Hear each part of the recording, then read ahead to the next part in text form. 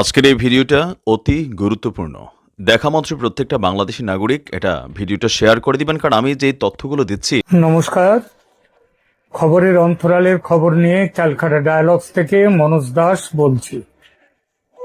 এই মুহূর্তে একটা বড় খবর যে বাংলাদেশের সীমান্তে মোতায়েন করবার জন্যে ভারত 40টি, শুধু সুন্দরবন এলাকার জন্যে 40টি ড্রোন কমান্ডো পাঠিয়েছে। 40 জন ড্রোন কমান্ডো পাঠিয়েছে। এই 40 জন ড্রোন কমান্ডো, এতদিন আমরা জানতাম ড্রোন মোতায়েন করা বিভিন্ন জায়গায়, তারা এটা আনম্যান্ড, এতে একটা বিমান ওপরে আকাশে উড়ে যায় ঠিকই, কিন্তু এর মধ্যে কোনো চালক থাকে না, আনম্যান্ড ভেহিকেল এটা। কিন্তু সেগুলো চালায় নিচের থেকে অপারেটররা চালায়। আমরা এতকাল জানতাম ড্রোন অপারেটর, ড্রোন অপারেট করা হচ্ছে, কিন্তু ড্রোন কমান্ডো এই জিনিসটা কি আমাদের ধারণা, আমার নিজেরও ব্যক্তিগতভাবে ধারণা খুব একটা ছিল না। এই খবর করতে গিয়ে যে ধারণাটুকু পেলাম সেইটাই আপনাদের সাথে শেয়ার করছি। আমাদের যে গত কয়েকদিন আগে, গত 1.5 সপ্তাহ আগে কলকাতায় মিটিং হয়েছে, যে কমান্ডার্স, যে ভারতের যে কমান্ডার্স, তাদের একটা কনফারেন্স হয়েছে, সিসিসি, এগুলো আপনারা জানেন সবাই। এবং সেইখানে শুধু বড় জিনিস হচ্ছে যে সেই যে সম্মেলনটা হয়েছিল, সম্মেলন বলবো না, সেই যে বৈঠকটি হয়েছিল, সেই বৈঠকে প্রধানমন্ত্রী, প্রতিরক্ষা মন্ত্রী থেকে শুরু করে 3 বাহিনীর প্রধান, আমাদের CDS, chief of defence staff, আমাদের ন্যাশনাল যে ডিফেন্স অ্যাডভাইজার তিনি অজিত ডোভাল, এরা সবাই এসছিলেন। এবং সমস্ত বড় তারা এসছিলেন, বড় সেনা অফিসাররা, সেনা প্রতিরক্ষা দপ্তরের সচিব তিনিও ছিলেন। তো এই যে ব্যাপারটা কেন হঠাৎ পশ্চিমবঙ্গে এটা হচ্ছে, তার কারণ কিন্তু বলা হচ্ছে যে সারা ভারতেরই আমাদের যে অবস্থা, সেইটাকে যে প্রতিরক্ষা ব্যবস্থা, সেই ব্যবস্থাটাকে উন্নত করা এবং আরো জোরদার করা, ভারতের প্রতিরক্ষাকে সেই উদ্দেশ্যে করা হচ্ছে। কিন্তু সেটা মানলাম যে সেটা হলো, কিন্তু তখনও প্রশ্ন থাকে কেন এটা পশ্চিমবঙ্গে হচ্ছে, কেন কলকাতার ফোর্ট উইলিয়ামে হলো? তার কারণ কি সামনে বাংলাদেশ আছে? আমরা বেশ কিছুদিন ধরে শুনছি হাসিমারা ইত্যাদি জায়গাতে, সেখানটাতে করা হচ্ছে, সেখানে মানে বিভিন্নভাবে মোতায়েন করা হচ্ছে সমরাস্ত্র, সমস্ত সুখই, রাফাল সবকিছু আছে, S-400 মিসাইল, ব্রহ্মাস্ত্র সবকিছু আছে এর মধ্যে। অথচ আমরা জানি এবং সরকারের ভেতরের খবর হচ্ছে এগুলো বাংলাদেশের সাথে যুদ্ধ করবার জন্য এগুলো মোতায়েন হচ্ছে না, কিন্তু হচ্ছে নিজেদেরকে সতর্ক থাকার জন্য। এই সতর্ক থাকা, সেটা কিন্তু যুদ্ধে সতর্ক থাকতে গিয়েও যুদ্ধের পরিস্থিতি তৈরি হতে পারে।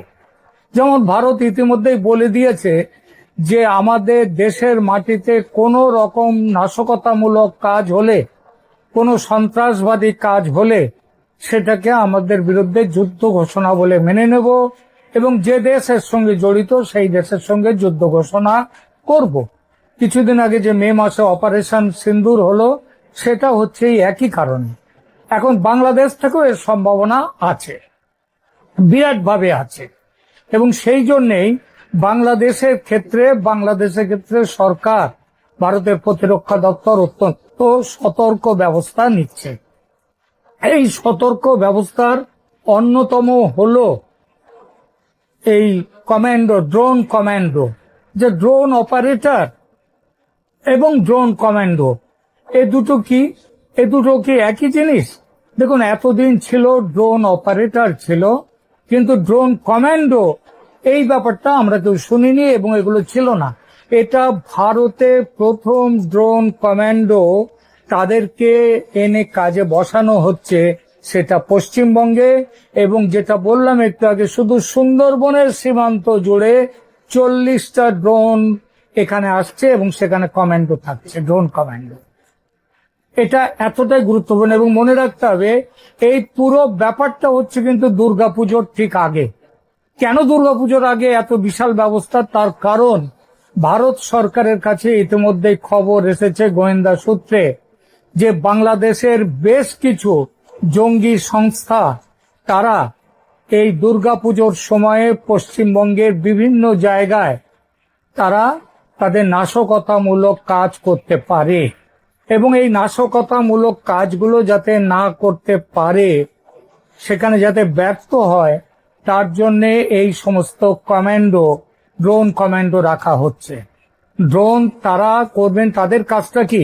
তারা অপারেটরের মতো কাজ, কিন্তু সব কাজটা অপারেটরের মতো নয়। অপারেটরের বাইরেও বেশ কিছু কাজ আছে যেগুলো তারা করে। সেই কাজগুলো মানে এক কথায় বলতে গেলে যে সব ড্রোন কমান্ডোই ড্রোন অপারেটর, কিন্তু সব ড্রোন অপারেটরই ড্রোন কমান্ডো নয়। ঠিক আছে, এইটা হচ্ছে মূল ড্রোন। আর একটু এদের ফারাকটা আরেকটু বুঝিয়ে বলি যে ড্রোন কমান্ডো হলো ড্রোন পরিচালনায় বা ড্রোন যুদ্ধ ব্যবস্থাপনায় বিশেষভাবে ট্রেনিং প্রাপ্ত ব্যক্তি বা ইউনিট। এরা ঠিক কমান্ডোরা যেমন একজন কমান্ডো 20 জন 50 জন সাধারণ সেনার সাথে তারা লড়তে পারে, লড়বার যোগ্যতা তাদের থাকে, এই ঠিকই তাই ড্রোন কমান্ডো হলো সেই বিশেষ প্রশিক্ষিত বাহিনী যারা এই ড্রোনকে পরিচালনা করে এবং এটা সামরিক যুদ্ধ কৌশলে ব্যবহার করে। এই যে সম্প্রতি অপারেশন সিন্দুর হলো, সেখানে পাকিস্তান যত ড্রোন পাঠিয়েছিল তাদের বেশিরভাগ, প্রায় সবই ভারত সেটাকে আকাশেই বিনষ্ট করে দিয়েছিল। কিন্তু ভারতের ড্রোন তারা কিন্তু সফলভাবে, তার মধ্যে অনেক সুইসাইড ড্রোনও ছিল, সেই সুইসাইড ড্রোন তারা সেখানটা কাজ করে সেখানেই পড়ে গেছে, সেখান থেকে কাউকে ভাঙতে হয়নি। তারা তাদের কাজটা মিটিয়ে তারপরে আত্মঘাতী হয়েছে।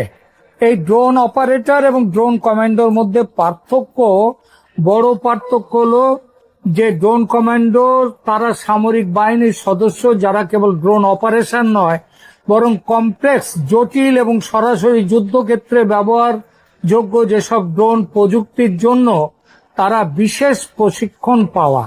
ড্রোন কমান্ডোরা ড্রোন ব্যবহার করে গোয়েন্দাগিরি, লক্ষ্য নির্ধারণ, সন্ত্রাস বিরোধী অভিযান সমেত নানা সামরিক কার্যক্রম তারা করেন। আর ড্রোন অপারেটররা তারা শুধু ড্রোন পরিচালনায় কাজ করে। আর ড্রোন কমান্ডো হলো বিশেষ প্রশিক্ষিত ইউনিট। এইবার কেন এটা বাংলাদেশ সীমান্তে প্রথম ব্যবহার হচ্ছে? মনে রাখবেন, এটা এই বিশেষ কমান্ডো বাহিনীকে কিন্তু এখনো পাকিস্তান সীমান্তে, পশ্চিম সীমান্তে লাগানো হয়নি, কিন্তু বাংলাদেশ সীমান্তে লাগানো হচ্ছে। তার কারণ হচ্ছে, বড় কারণ, বাংলাদেশ ওই তুর্কি থেকে পাওয়া বাইরাক্টার 2 6টা ড্রোন তারা নিয়েছে, তারা ব্যবহার করেছে, তারা ব্যবহার করে এবং তাদেরকে দেখা যাচ্ছে ভারত থেকে তাদেরকে গতিবিধিও কিভাবে কি হচ্ছে সেগুলো নজর রাখা হয়েছে। কয়েকদিন আগে মণিপুরে যে একটা আর্মি কনভয়ের উপরে অ্যাটাক হলো, 2 জন আর্মি জওয়ান শহীদ হলেন, সেই ব্যাপারে ওই যে চূড়াচন্দ্রপুর জেলা মণিপুরের, সেই জেলাটাকে একদম চিরুনি তল্লাশি করে 2 জন বাংলাদেশিকে গ্রেপ্তার করা হয়েছে, ধরা পড়েছে 2 জন বাংলাদেশি। এবং তাদের কাছ থেকে পাওয়া যে তথ্য পাওয়া গেছে, সেই তথ্য অনুযায়ী বিরাটভাবে সামনের পুজোর মরশুমে একটা বড় নাশকতামূলক কাজ করার ছক আছে, তাদের উপর ছক আছে বাংলাদেশের। এবং সেই জন্যই ভারত এখানে পুজোর আগেই এই ড্রোন প্রশিক্ষণপ্রাপ্ত কমান্ডোদেরকে লাগিয়ে দিয়েছে কাজে, যাতে ভারতে অনুপ্রবেশ করে। এরা কিভাবে কাজ করবে?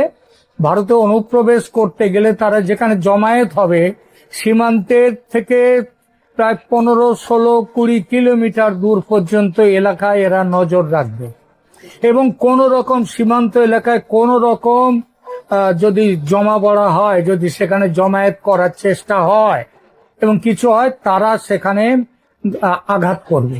কি আঘাত করবে? তারা সব রকম আঘাত করতে পারে। তারা সেখানে বোমা ফেলতে পারে, তারা সেখানে মিসাইল ফেলতে পারে, তারা অনেক কিছুই ফেলতে পারে। মিসাইল অবশ্যই এখান থেকেও ফেলা যায়, কিন্তু বোমাটা তারা সেখান থেকে ফেলবে। এবং সেইভাবে এখন এই যে বললাম না, কিছুদিন আগে বলা হয়েছে যে ভারতের কমান্ডার্স যে কনফারেন্স হয়েছে, সেখানটায় বলা হয়েছে যে কোন রকম সীমান্তে কোন রকম নজরদারিতে ঘাটতি থাকবে না। এবং প্রয়োজন হলে, আমি এর আগের এক ভিডিওতে বলেছি, প্রয়োজন হলে ভারত বাংলাদেশের ভেতরে ঢুকে আক্রমণ করবে, আক্রমণ করে পিছিয়ে আসবে, আবার চলে আসবে। তো এই যে ব্যাপারটা, এইটা কিন্তু শুরু হয়ে গেছে। এই যে ড্রোন কমান্ডোদেরকে নিয়ে আসা হলো, তার পেছনের বড় কারণ হচ্ছে একটা। আর একটা বড় খবর দিই, সেটা হচ্ছে ড্রোন কমান্ডোকে, ড্রোনকে বলা হয়, ড্রোন ব্যাপারটাই হচ্ছে 5th জেনারেশন ওয়েপন, এটা অর্থাৎ পঞ্চম জেনারেশন, 5th জেনারেশনের অস্ত্র এটা। তো এই অস্ত্র দিয়ে আপনারা জানেন যে এই সদ্য সমাপ্ত সিন্দুর, অপারেশন সিন্দুরের ড্রোনের একটা বড় ভূমিকা আছে। আর ভারতে ড্রোন তৈরির এত মেক ইন ইন্ডিয়া হয়েছে এবং তারা অসম্ভব ভালো কাজ করছে।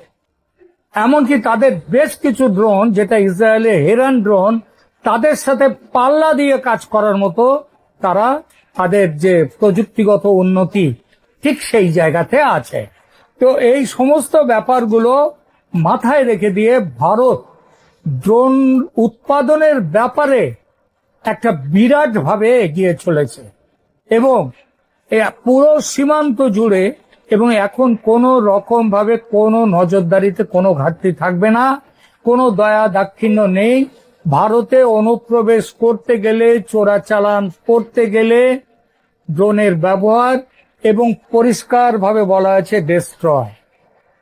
বাংলাদেশ থেকে যারাই এগুলো করতে আসবে তাদের উপরে ঝাঁপন। এই জন্য কমান্ডো ড্রোন মনে রাখতে হবে। ভারতের মধ্যে এই যে ড্রোন কমান্ডো, এটা প্রথম, তারা ভারতের মধ্যেই বসে থাকবে। যারা এই কমান্ডো যারা বসে থেকে, তারা একটা ড্রোন শুধু নয়, তারা কয়েকটি ড্রোন তাদের হাতে থাকবে, সেগুলোকে তারা পরিচালনা করবেন। তার মধ্যে যুদ্ধাস্ত্র দেয়া, কোথায় কিভাবে কার উপরে, এবং পুরো ব্যাপারটা তাদের ছবি দিয়ে তারা চলে আসবেন। একেবারে প্রেসিশন, অর্থাৎ নিখুঁত নিখুঁত যে লক্ষ্য, সেই লক্ষ্যে আঘাত করার ব্যাপারে এই কমান্ডোরা প্রস্তুত। ভারতের মধ্যে প্রথম এদেরকে রাখা হলো বাংলাদেশ সীমান্তে। এতেই বোঝা যায় যে বাংলাদেশ সীমান্ত সুরক্ষার ব্যাপারে ভারত কতটা সিরিয়াস। এখনকার মতো এখানেই রাখছি, ধন্যবাদ।